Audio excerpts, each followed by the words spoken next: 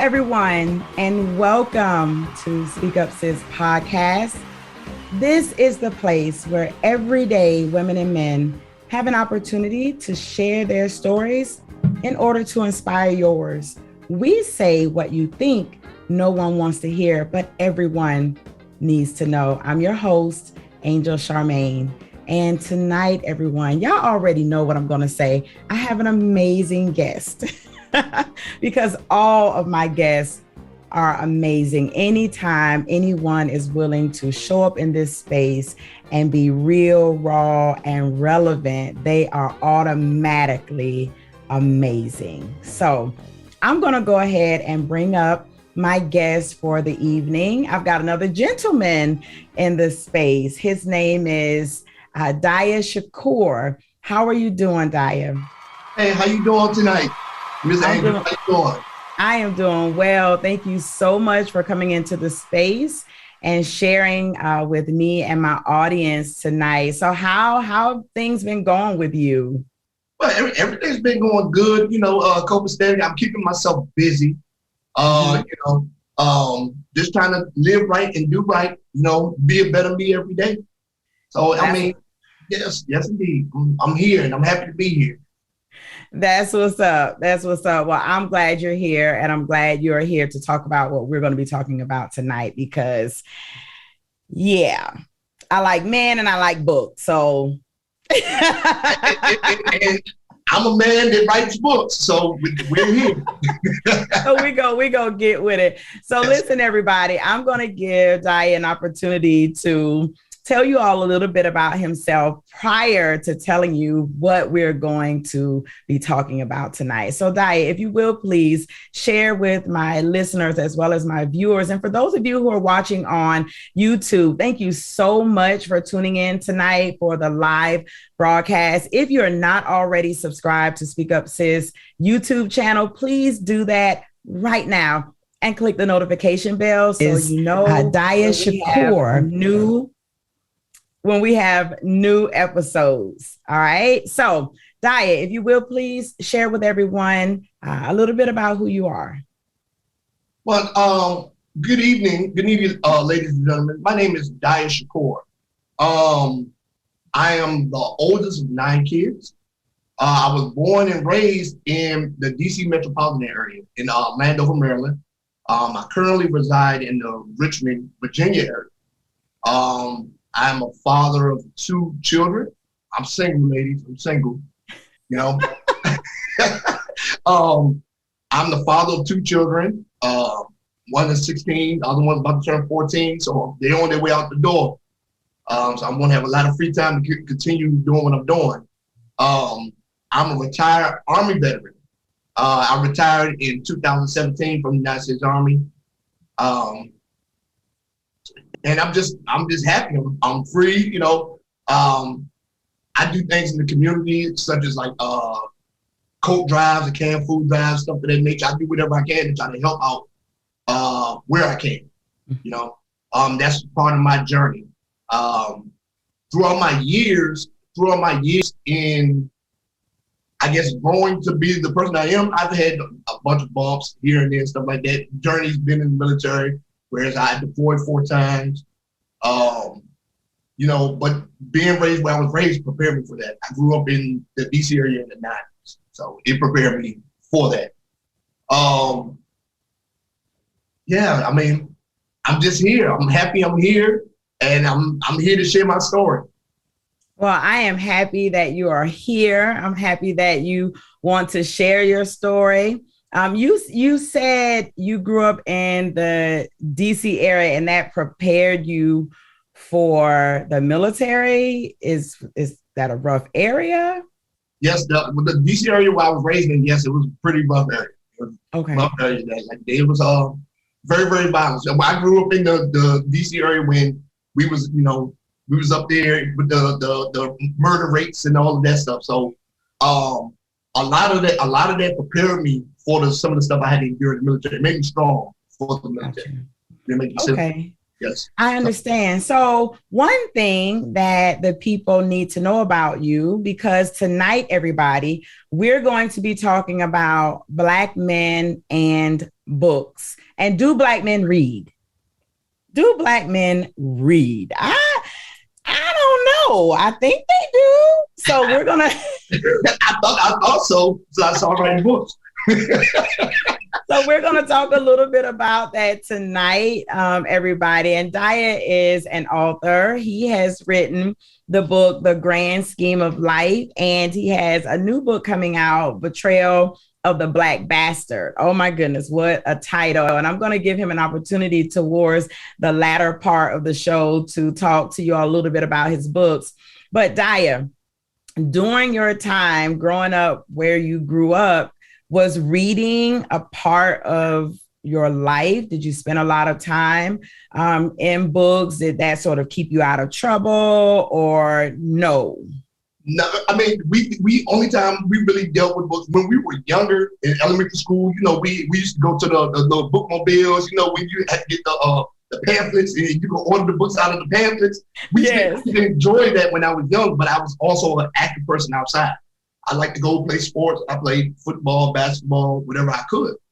So as I started getting older, it's like I just wanted to use books for school. That's it. I didn't want to read in my spare time. I wanted to go outside and play and have fun and spend time with my friends. My siblings were the same way, except for the younger ones. They're smart. They wound up going to these big, nice, fancy colleges and all that stuff. Me, I ran track for a year at Robert Morris College. Mm-hmm. Well, I was registered there, and then I was up there doing no good. Came back and then joined the military. I went to Pittsburgh, came back to DC area. Was like, I gotta go. Join the military. So that's not your typical author bio. Usually authors are like, oh, I've been reading all my life. I came out of the womb with a pen in my hand. no, not this. Now, one thing I did do in high school, I wrote poetry. So I wrote poetry. I was really, really good at poetry. And then throughout my journey, you know, I did music. I was a recording artist. So I recorded albums and mixtapes of music. I wrote songs. I still write songs for other people to this day. So writing has always been in me, but I never thought that I would be able to sit down and actually write a book because like I say, it wasn't in my background. It's just I could write a page. I could write 16 bars. I could write 32 bars. But actually sit down and writing over 200-page book, mm-hmm. it was a feat. And I didn't really need to start taking education serious until I got a letter in my career, 10, 11 years in my career. I was like, well, I started college, I'm going to finish. So that's when I started reading. After I got my bachelor's degree, then I got my master's degree. And I was like, okay, this knowledge is power. I started learning things about myself when I would open these books. Now I find myself during the pandemic, in 2020, when we shut everything down, I read 85 books in 2020. Wow. Yes, and in this year, in 2021, I think it's 63 or 64. Things opened back up a little bit, so I was outside a little bit more. So I didn't, but I read every day now. I read before I go to bed. I read when I wake up. So why did you decide to start writing books? I can see how being shut down for a while, being put in a position where, okay, I'll pick up a book and then I'm going to read and I'm going to keep reading and I'm enjoying this. But just because we like to read doesn't necessarily mean that we want to write. And let's just be honest. When we look at the author space right now, especially with self-published authors, you do not see a lot of men, especially Black men, writing books. And I'm also going to say that you're a fiction writer as well, which we'll talk about that in a moment too, because we've got a lot of nonfiction writers. Everybody's sharing their stories, but you are creating stories to entertain. So what led you to actually wanting to write. And then I want you to maybe address a little bit of why you think Black men aren't really writing books and probably aren't reading them either. Are they reading your books? Now my sales are pretty decent. Now, okay. It's pretty decent for my first project, but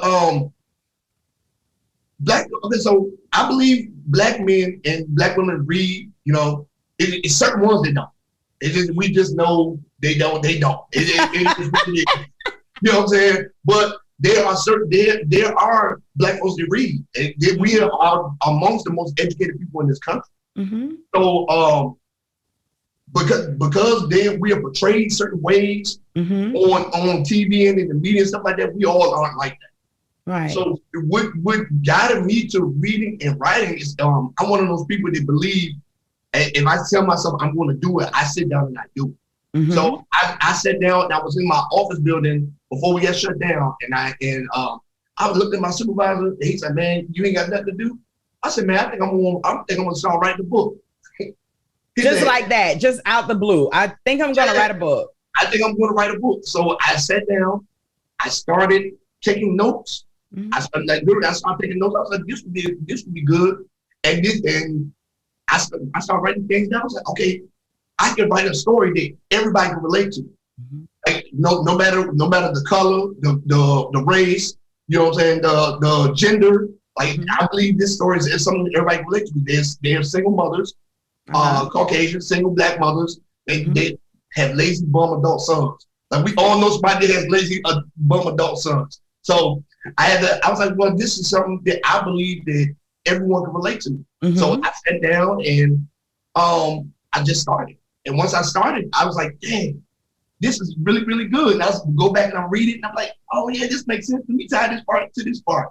Right. So what made me feel good is that people that haven't read since high school, I talked them into it, like, hey man, just check my book out.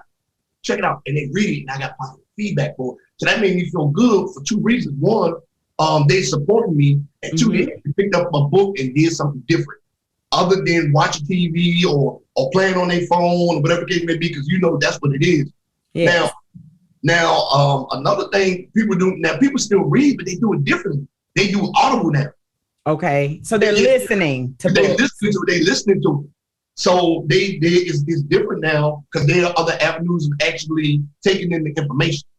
Uh-huh. You know, we want people to indulge in you need to read this book. Like, hey, here you go. Here's the book. Before the end of the summer, you need to tell me what this book is about. You know, right? It's just I want their minds always working. When you're reading, you're writing, your mind is always working. Mm-hmm. What happens is I think it is we get males, especially Black males, we get so much into we got to go get the bag and we got to go do this, we got to do that. We got to do, you know what I'm saying? We got to provide. We have to do this. We have to be strong, stuff like that. People don't understand that reading is part of being strong, especially Black men. But we expect to be strong all the time. Mm-hmm. But they don't see that as a form of strength, and I think that's a problem. So I think that's a good point. I think that's a really good point that you make. I agree with you that being able to not just read but comprehend. Being able to pick up new information from books is definitely a strength. It is what positions us, not so much with brawn, but with our brain, right? And in the generation, so they're listening to books. They listening. This is the information era, right? So we are definitely needing them to be thinking, to be finding information, to be able to understand and process that information, to be able to be innovative and create things. And so they need to be able to be in a book. There's one thing when I was teaching that I noticed about books. Many of them, after the children's books with all the pictures, once they got to about middle school, a lot of the protagonists, a lot of the main characters in the books were female. Yeah. A lot of the storylines were things that girls are interested in more. Nothing to draw the males in. There's nothing to draw the males in. Right. I mean, if you look at it, think about it, like Zane novels and stuff like that. There are black authors out here, but they not writing fiction books. There are a few, but but for the most part, they write nonfiction books. Michael Eric Dyson, guys like 50 Cent. These guys are writing nonfiction books. Charlamagne writing nonfiction books. You know, right. So it's like the fiction aspect is not even an avenue for us, and that's a problem. So I'm here to break that barrier. That's good. Even the male writers who, have written books for years, oftentimes their readers, their targets are women. That's true. You had a lot of male authors, like even Eric Jerome Dickey, right? A lot of his readers were or are women. and I read lots of those. I say it's the truth. Yes, the storylines. I'm like, man, I don't know how many men want to read this storyline. So when you're writing books like Betrayal of the Black Bastard, which I really want you to share a little bit about that, because I think it's a really interesting storyline. I think it's one that for men who want to get into reading, who want to start back reading, who want something that's, that might grab their interest, I think this storyline is a good one. So do you mind sharing just a little bit about your new novel? Oh, yeah, yes, ma'am. Okay, so Betrayal of the Black Bastard is a book about a 9-year-old boy who was abducted into human trafficking. Okay, so he was abducted into human trafficking, but he's older now. He's a billionaire, and no one knows where he got his wealth from. So I'm telling his story of what happened to him when he was abducted and everything he went through over the years through therapy, through a therapy session. Right? So the main character is a black male. Now, this is what I do different. You know how in other fiction books, like you say, for females to draw males in, black males in, I put little sections of violence in there, gun battles and people getting jumped, stuff like that. Some stuff they make make the guys want to read. Like, okay, you got to throw little things in there. So in this one, he's grown and his past is coming back to haunt him, and there are constant attempts on his life, and he's trying to figure out why the people are trying to why the attempts are on his life. So that's enough to keep a male reader involved, and that's what I'm trying to do. I try to change the dynamic so it's not all love making and laying on the beat. Because I mean, we like that stuff too, but is it enough to keep your attention? Right. So you think if we included more action, like action movies, is that what you're saying? More shoot 'em up, bang bang, car flips and racing. Yes, it has to be something, because like right now, even if you now think about this, right? Imagine you reading a Zane book. Let's say a Zane book. All the books are freaky. You know what I'm saying? Okay, I'm going to sidebar here for those who are watching and you don't know Zane. So let me say this. Everyone who's watching or you're listening to Speak Up Sis Podcast right now, and you're listening to this conversation with author Diya Shakoor and I, as we talk about Black men and reading and why they aren't reading and what they like to read and do they even read anymore.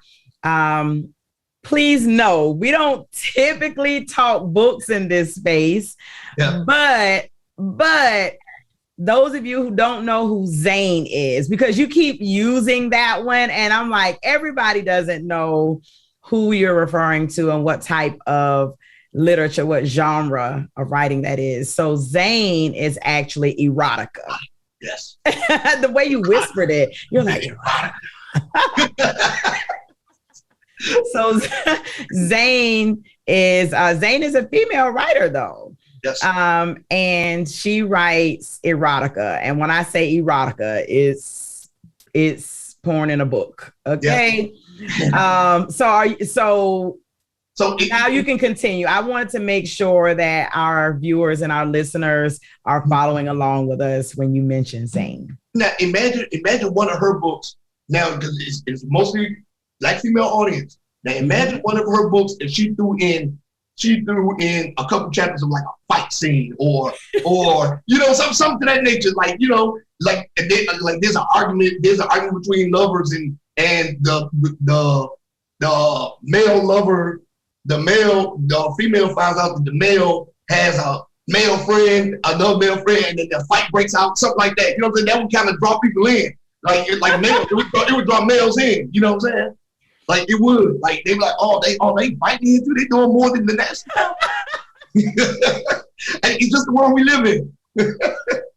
You listen, you all hear this is a man saying this, because see, what you're not gonna do is have the men saying that Angel Charmaine is saying all they want is to read fights on Speak Up Sis Podcast. Diya said that. So it has to be, it don't have to be a whole lot of action, but it has to be enough action to draw you in. Like that's what guys,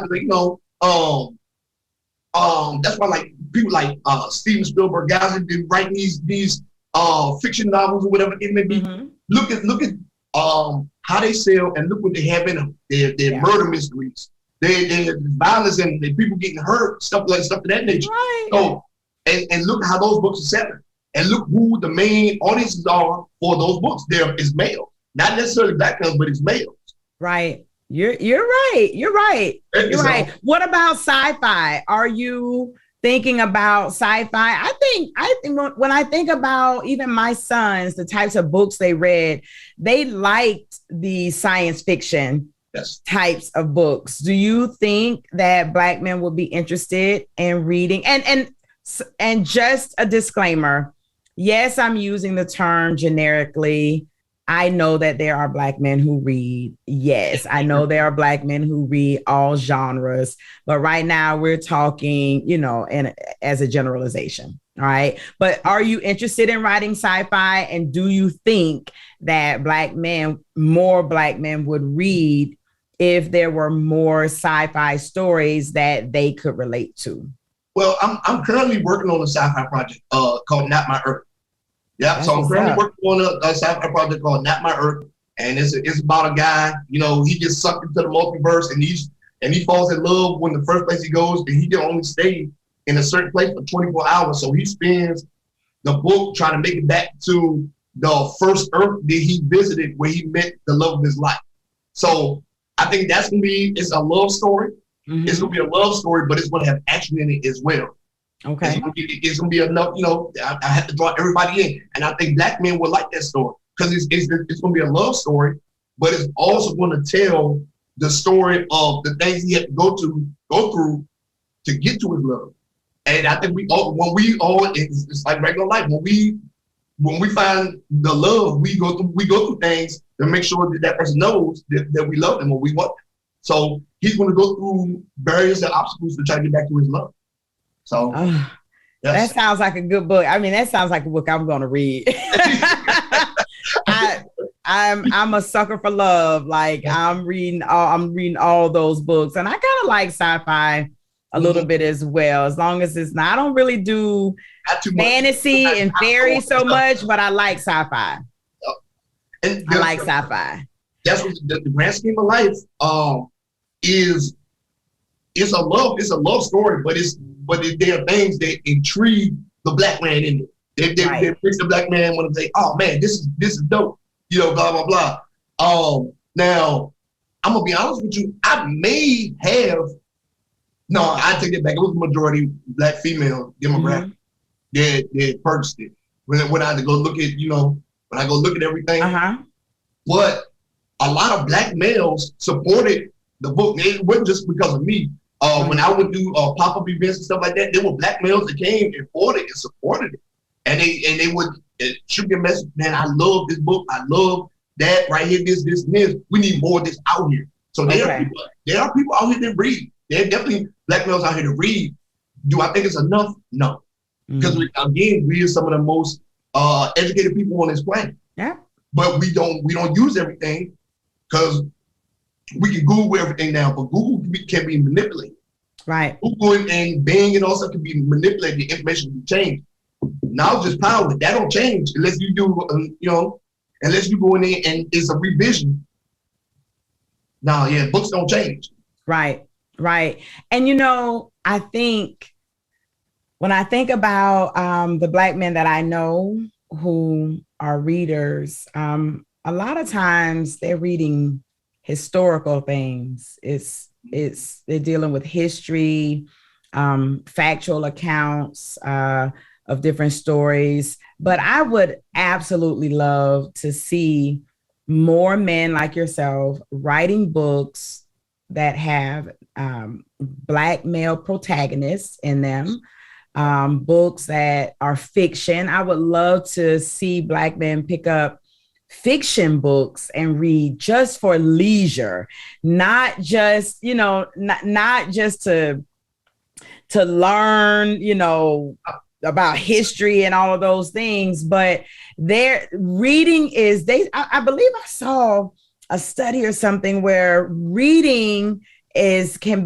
relax you even more than walking. It does. And so, yes. So for Black men to know that reading is a good thing, it's a fun thing, it's something that will relax you, might help bring your pressure down, all that good stuff. You don't have to always be trying to prove somebody wrong in something, learning something, to school somebody on something or whatever, or not reading at all, right? But you can actually pick up a book that is a fiction book, that is just telling a story, that is just trying to entertain you just for your leisure, that you can enjoy.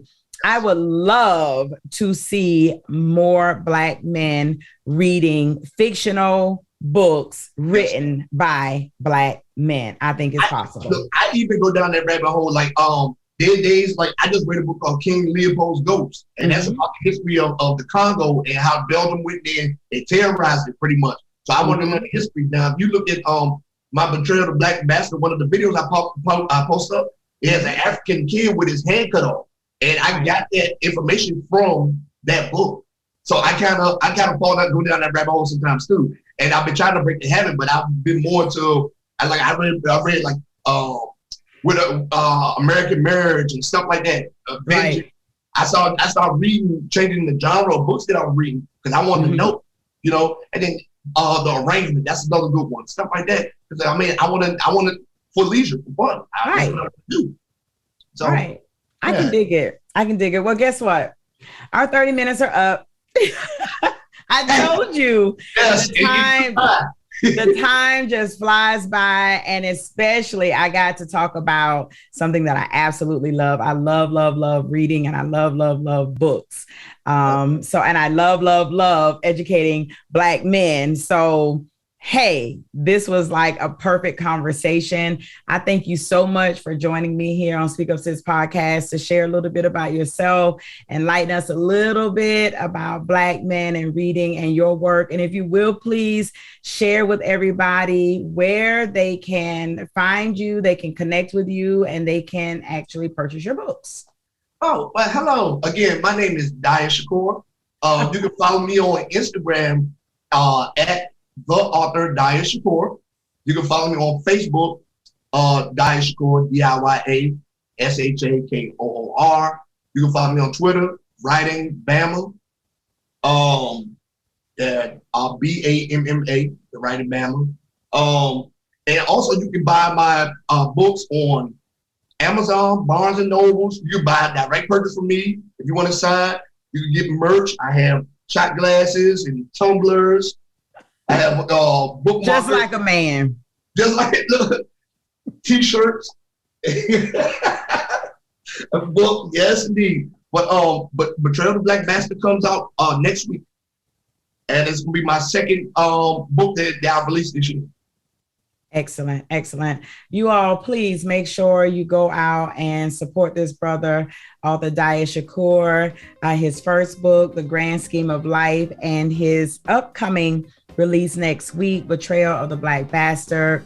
Go check him out. Go support this brother. And listen, if you are a Black man and you are watching and you don't read I am going to encourage you and invite you to pick up a book. Go pick up this brother's book and read just for leisure. Read just for the sake of it, just for the enjoyment of it. You can find whole new worlds, right? Remember the Reading Rainbow? Yeah. You can find a whole new world. A whole new world right. inside of a book. So thank you all for joining me tonight, as well as my guests on Speak Up Sis Podcast. I hope that you have enjoyed this conversation, as well as Diya Shakoor. And until next time, make sure you pick up a book and read, okay? And then open up your mouth and speak up about it. You all have a wonderful evening, and I'll see you next week for Encouraging Experts with Charnel Williams and myself. Y'all have a good night. Bye.